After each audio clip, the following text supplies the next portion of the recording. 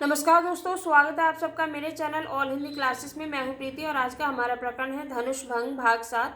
Video शुरू करने से पहले मैं आप सबसे कहना चाहती हूं, यदि आप मेरे चैनल पर नए हैं तो मेरे चैनल को सब्सक्राइब करें, लाइक करें, ताकि आपको मेरे सभी वीडियो समय से मिल सके। तो चलिए शुरू करते हैं आज का हमारा प्रकरण धनुष भंग भाग 7। देख विपुल विकल वै देही, निमिष विहात कलप समतेही, त्रिषित वार बिन जो तन त्यागा, मुँहे करई का सुधा तड़ागा, का वर्षा सब कृषि सुखाने, समय चूक पुनि का पछताने, अस जिय जान जान की देखी, प्रभु पुल के लखि प्रीति विशेषी, गुरहि प्रणाम मनहि मन कीना, अति लाघव उठाई धनु लीना, दमक्यु दामिनी जिम जब लयऊ, पुनि नभ धनु मंडल सम भयऊ, लेत चढ़ावत खेचत गाड़े, काहू न लखा देख सब उठाड़े, तेहि क्षण राम मध्य धनु तोरा, भरे भुवन धुनि घोर कठोरा। प्रस्तुत पंक्तियों में गोस्वामी तुलसीदास जी ने श्री रामचंद्र जी के प्रति सीता का प्रेम और धनुष के टूटने का वर्णन किया है।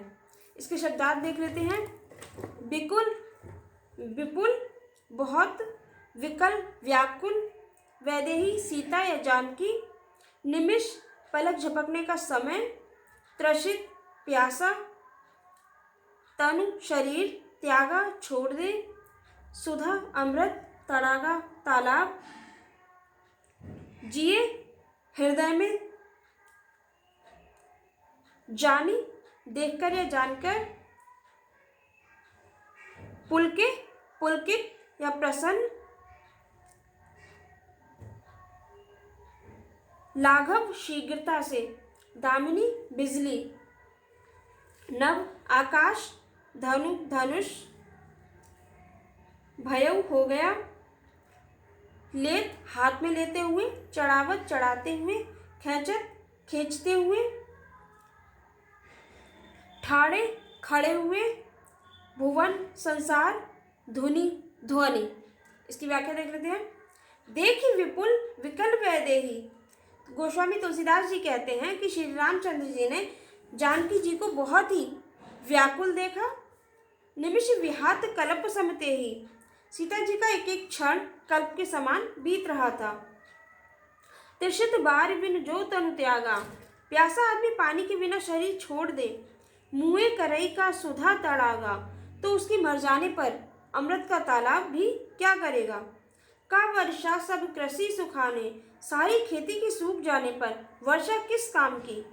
समय चूक पुनि का पछताने, समय बीत जाने पर फिर पछताने से क्या लाभ।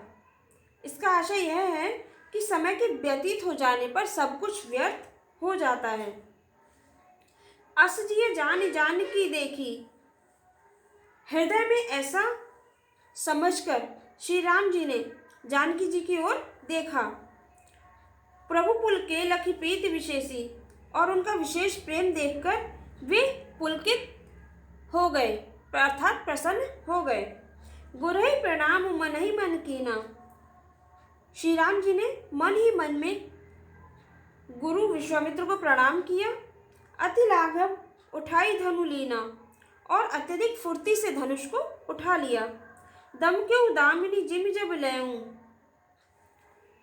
जब धनुष को हाथ में लिया तब वह बिजली की तरह चमका। पुनः धनु मंडल सम भयऊ, और फिर आकाश में मंडल जैसा हो गया, मंडलाकार हो गया। लेत चढ़ावत खेचत गाड़े, श्री राम जी को धनुष हाथ में लेते हुए, चढ़ाते और जोर से खींचते हुए किसी ने नहीं देखा। अर्थात ये तीनों काम, लेना, चढ़ाना और खींचना, इतनी शीघ्रता से हुए कि किसी को पता ही नहीं चला। काहू न लखा देख सब उठाड़े, सबने श्री राम जी को खड़े देखा। तेहि क्षण राम मध्य धनु तोरा, और उसी समय श्री राम जी ने धनुष को बीच से तोड़ डाला। भरे भुवन धुनि घोर कठोरा, धनुष के टूटने की ध्वनि इतनी भयंकर हुई कि वह तीनों लोकों में व्याप्त हो गई। इन पंक्तियों में भाषा अवधि है, शैली प्रबंध है, रस श्रृंगार है, श्रृंगार और अद्भुत है। छंद दोहा है, चौपाई है। अलंकार अनुप्रास और उत्प्रेक्षा है।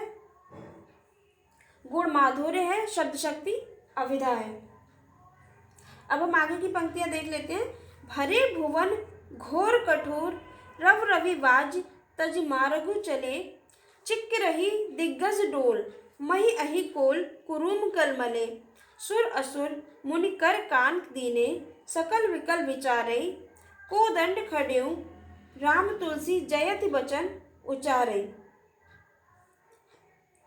इन पंक्तियों में तुलसीदास जी ने धनुष के टूटने के पश्चात की स्थिति का वर्णन किया है। भुवन संसार घोर कठोर, अत्यधिक कठोर, रव ध्वनि, रवि सूर्य, बाजी घोड़े, तजी छोड़कर, मारगु मार्ग, चले चले। धनुष के टूटने के बाद घोर कठोर ध्वनि हुई जो त्रिलोक में, समस्त लोक में व्याप्त हो गई। रविवाज तजी मार्गु चले, सूर्य के घोड़े मार्ग छोड़कर चलने लगे। चिक्क रही दिग्गज डोल, चिक्क रही चिघाड़ना, दिग्गज आठों दिशाओं की रक्षा करने वाले हाथी। दिग्गज चिघाड़ने लगे, अर्थात आठों दिशाओं की रक्षा करने वाले हाथी चिघाड़ने लगे। डोल मही, डोल में डोलना या हिलना, मही पृथ्वी, तो धरती डोलने लगी, पृथ्वी डोलने लगी। अहि शेषनाग, कोल बारहा, कुरुम कच्छप कछुआ, कलमले बेचैन होठे।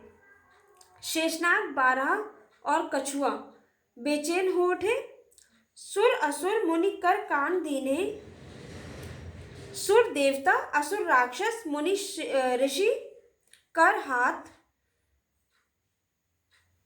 विकल विचारे, व्याकुल होकर विचारने लगे। देवता, राक्षस और मुनि कानों पर हाथ रखकर व्याकुल होकर विचारने लगे या सोच विचार करने लगे। कोदंड खंडेऊ, कोदंड का अर्थ है धनुष, खंडेऊ तोड़ना, जयति जय जय, उचारे उच्चारण। गोस्वामी तुलसीदास जी कहते हैं कि जब सबको यह निश्चय हो गया कि श्री राम जी ने धनुष को तोड़ डाला है, तब सब श्री रामचंद्र जी की जय जयकार बोलने लगे। प्रस्तुत पंक्तियों में भाषा अवधि है, प्रबंध शैली है, रस अद्भुत है, गुण ओज है, अनुप्रास और अतिशयोक्ति अलंकार है, शब्द शक्ति अभिधा है और छंद दोहा है।